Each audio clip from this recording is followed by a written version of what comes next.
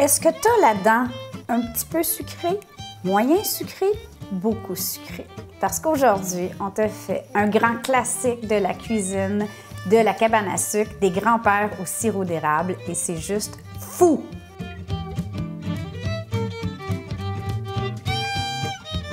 J'ai une confession à vous faire. En fait, je ne suis pas une fan de la cuisine typique de cabane à sucre.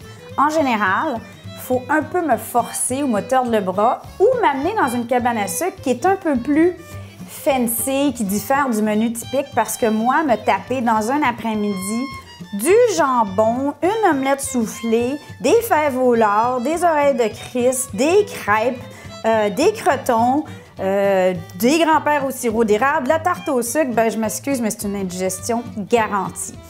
La chose que j'aime le plus à la cabane à sucre, et je n'ai jamais essayé, mesdames et messieurs, c'est les grands-pères au sirop d'érable. C'est quoi des grands-pères au sirop d'érable? C'est comme des beignets, dans le fond, mais qui cuisent à même le sirop. J'espère que je vais bien les réussir, et aujourd'hui, on va le faire avec l'aide d'une grande dame de la cuisine québécoise. Dans mon livre, qui date de 1991. C'est mon premier livre de recettes, je crois, je suis pas mal certaine, et c'est l'encyclopédie de la cuisine de Jeanne Benoît. Si un jour vous voulez connaître toutes les recettes traditionnelles du Québec, c'est ici que ça se trouve, mes amis. C'est un livre, c'est une bible de la cuisine québécoise. Évidemment, maintenant, avec l'Internet, on n'en a pas nécessairement besoin, mais j'ai voulu faire honneur à Madame Benoît.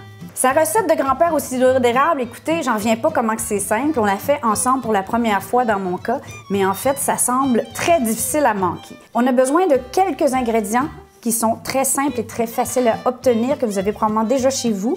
On a besoin d'un quart de tasse de beurre, une tasse et un quart, c'est-à-dire en millilitres, 300 millilitres, et en grammes, je vais vous l'écrire dans la vidéo. Vous avez besoin d'une demi-tasse de lait, du sel et une cuillerée à table, soit 15 g de sucre. Ensuite, 15 g de levure chimique, c'est-à-dire de la poudre à pâte. Maintenant, ce que je vais faire, c'est que je vais prendre ma farine et ma poudre à pâte ou levure chimique pour les cousins. J'ai appris ma leçon et on tamise. Voilà la belle neige qui va très bien avec la tempête quasi historique qu'on a eue au Québec la semaine passée.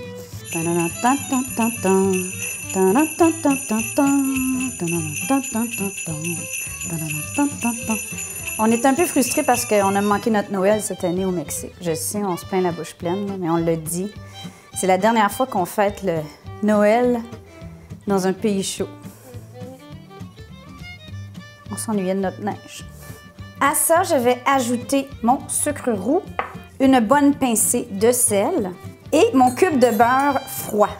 Et là, dans un monde idéal, j'aurais les espèces de couteaux à pâte. Je ne sais pas si vous savez de quoi je parle. Là. Ça se tient avec un manche, puis il y a des espèces de dents. J'en ai pas. Alors là, on prend 2 couteaux, si vous êtes comme moi, parce que j'essaye de ne plus acheter des accessoires que je n'utilise pas souvent. Et ce qu'on cherche à atteindre, c'est un peu comme une chapelure grossière.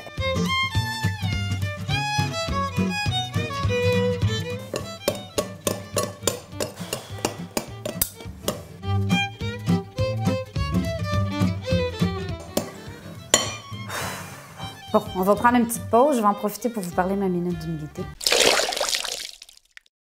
En fait, une des questions qu'on me pose souvent, c'est est-ce que j'invente toutes les recettes que je présente sur La Petite Bête? Non, je l'avoue, je n'ai pas la science infuse. Je n'invente pas mes plats 3 fois par jour, 7 jours par semaine, 365 jours par année. Je me laisse inspirer par ceux qui ont la science infuse. Donc, j'invente souvent des recettes, j'en modifie plusieurs et ça va dépendre de ce que j'ai envie.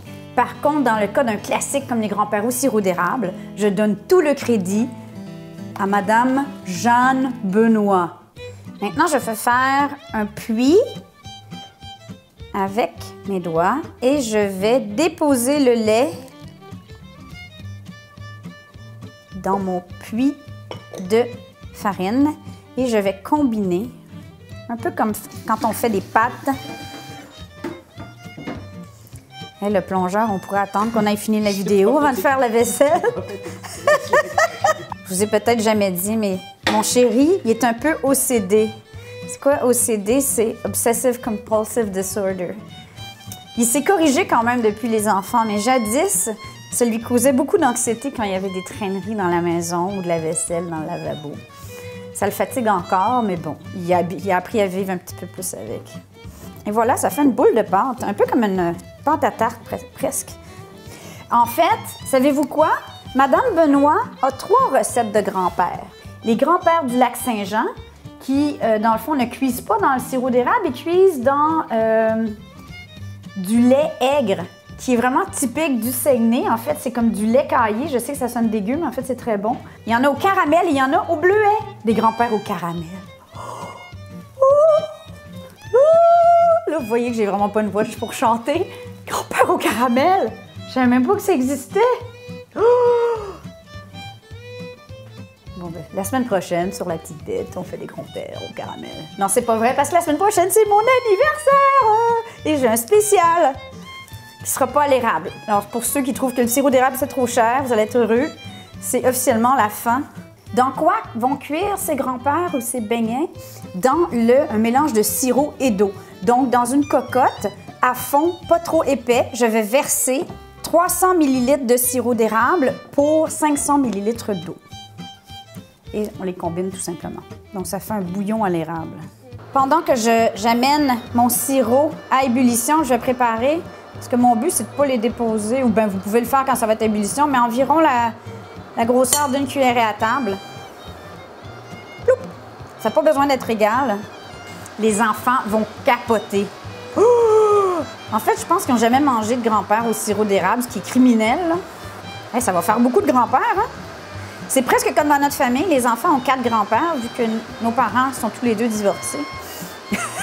Mais là, on a 1, 2, 3, 4, 5, 6, 7, 8, 9, 10, 11, 12, 13, 14 grands-pères. C'est tout un clan. C'est une famille reconstituée.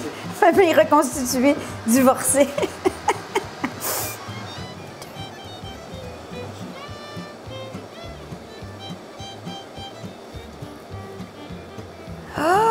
Ouh!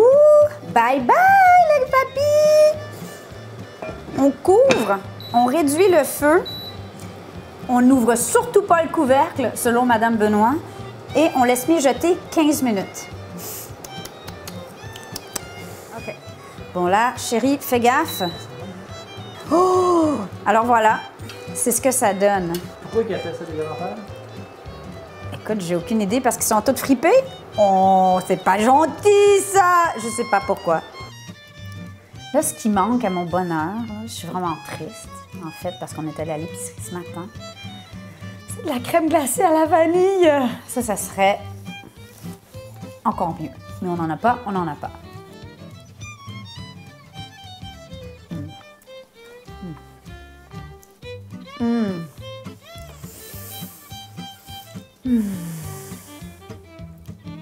On vous aime. Bonne semaine. Essayez ça.